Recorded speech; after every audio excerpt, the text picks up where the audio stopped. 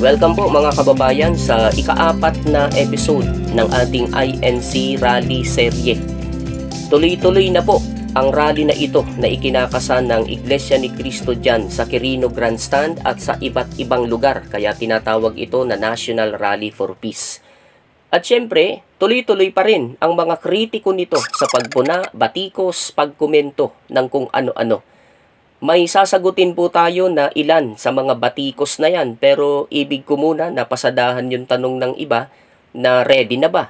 At gaano ka-ready itong kapatiran sa gagawin nilang rally? Kung sila po ang sasagot, hindi lang po sila handang-handa eh. Sabik na sabik pa, gaya ng sabi ni Joy Peralta. Kinasasabikan daw nila ang rally na ito dahil sabik din sila sa kapayapaan sa mundong ginagalawan nila. Handang-handa ang INC, mga kababayan. Never pong hindi naging handa ang INC sa mga gagawin nila. Kagaya ng sinasabi ni David Esperanzate, ready na po ang Bulacan North. Ganon din ang Masbate, sabi ni na Don TV Mons at Mark C. Vlog. Diyan naman daw sila sa Sawangan Park, Legazpi City, magsasagawa ng rally.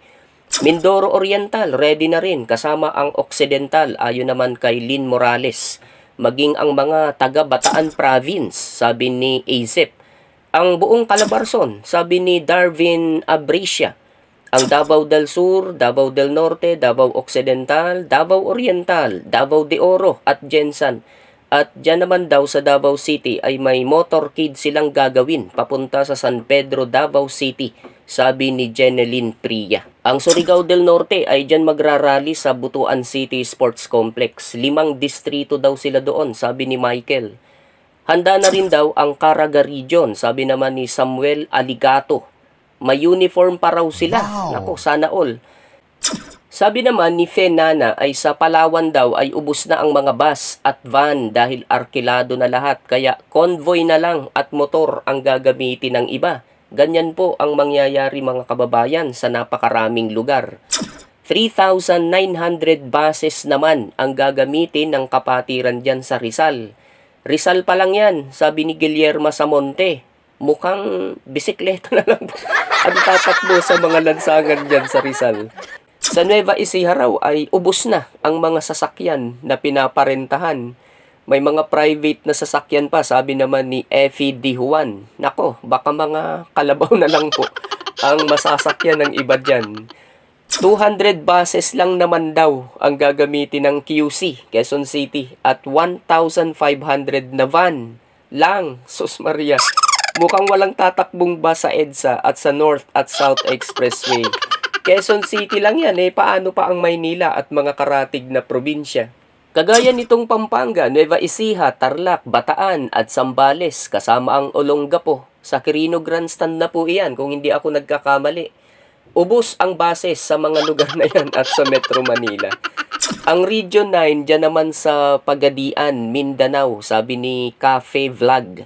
Ang Negros Island ay nasa Capitol Lagun, dyan sa Bacolod City, ayon kay Rosalinda Moscatiles.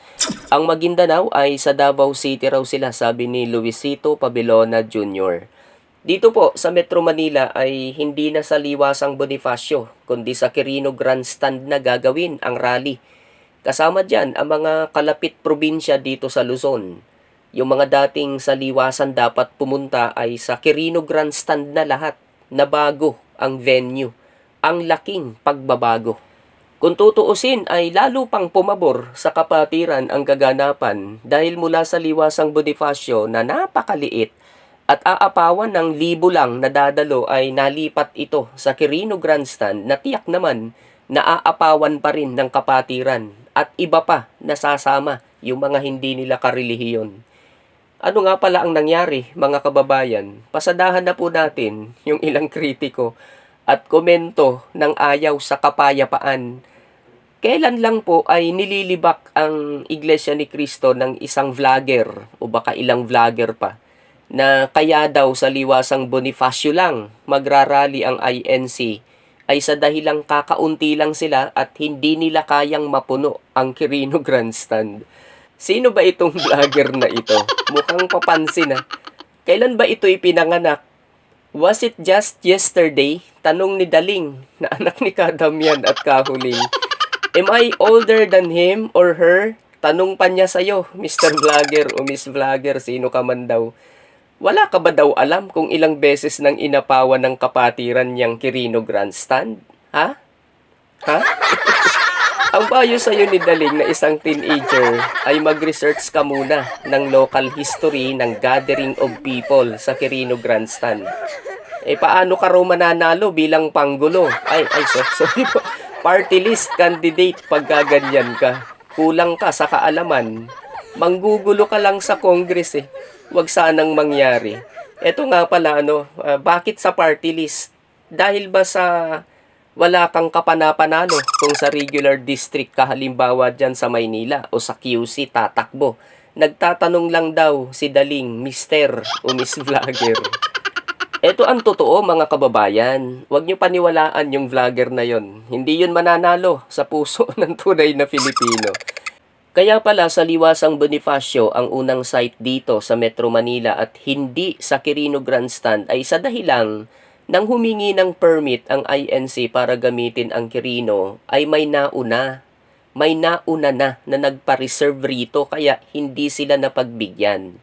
Liwasan na lang. Yun po ang dahilan, sabi sa paliwanag ng mga host ng Saganang Mamamayan sa Net25. Iyon po.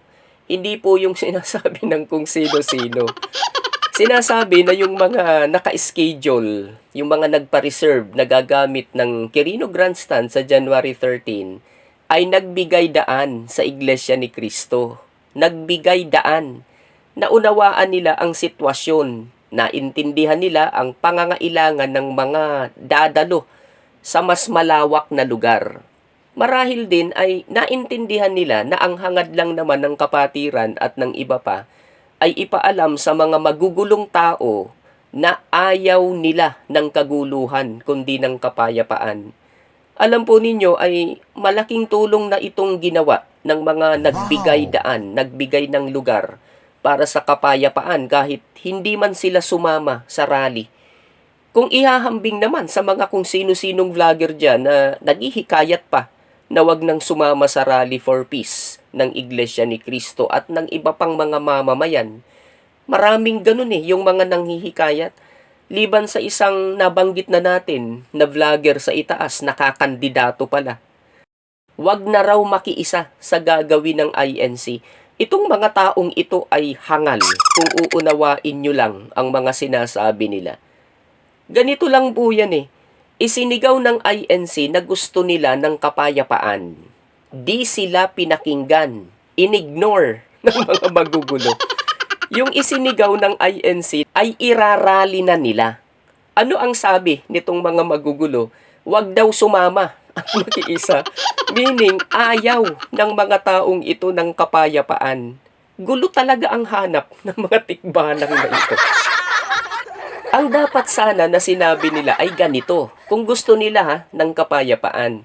Kaisa po kami sa inyong hangarin na kapayapaan, mga kapatid sa INC, kahit di kami makakasama physically.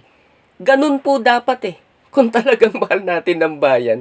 Ganun dapat ang sinabi hindi nanghihikayat pa na wag daw makiisa sa INC. Gulo talaga ang gusto. May nabasa naman ako na wala raw sinabi yung rally ng INC. Kung mga kaparian at mga Katoliko ang magrarally, Yusef, wala naman sinasabi ang INC na sumasali sila sa contest na paramihan ng dadalo sa isang rally. Ano ba naman? Ang rally ay para sa kapayapaan ng Pilipinas. Kaya sinasabi nila na kahit sino ay pwedeng sumama as long as payapa lang sila at hindi manggugulo lang. Kaya nang nababasa po ninyo, sabi ni Pinoy Commentary at ni Edmundo, ayan, mababasa po ninyo, welcome po ang lahat, kahit anong religion pwedeng sumama para sa ikapapayapa ng ating bansa. Ibang usapan syempre yon, pagka manggugulo lang. Ano ang magiging senaryo sa mga lansangan malapit dyan sa site? Traffic po. Baradong lansangan, kaya naman ang Malacanang ay nagdeklara na ng non-working holiday sa Maynila at Pasay. to give way sa rally at para hindi na rin maabala ang marami. Nauunawaan ng Malacanang ang sitwasyon at hangarin ng kapatiran at ng mga mamamayan. Buti pa sila, bukas ang isip. Yan din ang sinasabi ni Wilmar Canedo sa paalaala niya. Ipagpaumanhin daw po ninyo ang anumang abala na maidudulot nito sa mga papasok sa trabaho, yung mga dadaan sa lugar na yan, yung mga hindi covered ng announcement, yung non-working holiday. Iwas na lang po kayo sa mga lansangan na apektado ng matinding traffic. Speaking of traffic, may nag-comment naman na ang rally raw ng INC ay magki-create lang ng traffic. Parang gusto niyang sabihin na mata-traffic siya, kaya wag na mag-rally. Wow, ang saya-saya. Ang concern niya ay malilate siya sa pupuntahan niya. Yung million of Filipinos ay pagkain sa mesa, trabaho, mahal na bilihin, peace and order at kung ano-ano pa ang problema. Nakakainggit daw siya, sabi ni Kahuling. Sana all. Bossing, sino ka man po. Kahit walang rally ang INC ay traffic na talaga. For your information po.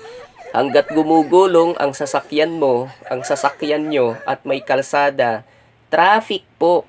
Wag po yung isang araw na napakabigat na traffic ang tingnan nyo, kundi yung magiging epekto sa ekonomiya pagka itong mga leader natin ay nagpatuloy sa bulok na laro nila sa politika. Mapa-administrasyon, oposisyon. Eto pa, mukhang administrasyon na, amoy, oposisyon pa. Maraming taon nating iiyakan ang kagagawa ng mga yan. Mayayaman niyang mga yan.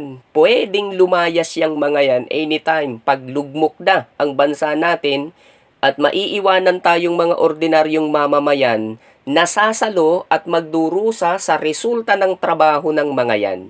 Isipin po natin ang bayan, huwag pong lagi na sarili na lamang. Hindi ba natin kayang tularan ng mga ito? Halimbawa, si Antonio Jefferson Hernani. Pupunta at sasama raw sila dyan sa Cebu, kahit na daw mga Katoliko sila.